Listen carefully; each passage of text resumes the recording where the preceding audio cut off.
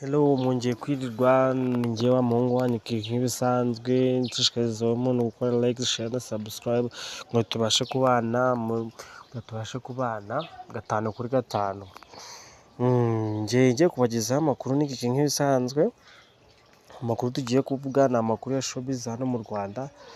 Ni nyuma y'uko umuhanzi ufite izina rikomeye hano mu Rwanda ukiri mutoya uzwi ku izina rya Karisizi wagiye amenyekana mu ndirimbo zigiye zitandukanye harimo Inana, Amashu, Bana, ni nyinshi cyane zagiye ziba hiti, aho uyu muhanzi n'ejo bundi ku munsi w'ejo yasohoye indirimbo bita Samburera, yasohoye ejo bundi yadayiregitinzwe na Sami Switch usanzwe umudayiregitingira video, aho uyu muhanzi nyuma y'iyi ndirimbo haje gutangazwa amakuru ari we yatangaje ku ma platform yiwe, aho yagaragaje ko afite Karisizi aza performing live muri Belgium Brussels, aho yatangaje ko iki gitaramo afite hano Brussels kizaba ku itariki 14 mu kwa 12 2024 uyu mwaka turimo,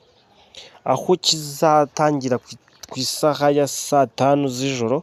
Ubwo ni saa 5 ziriya muri Brussels muri Belgium, aho ibiciro byatangajwe pre-sales. Ubwo pre-sales ni mu gihugu z'imbere ni amayero 30 kugurira kuri gate. Ubwo ni cyagihuje ikirori kigiye kuba ukishyura ni amadolari 40, VIP ni amayero ni amayero 50.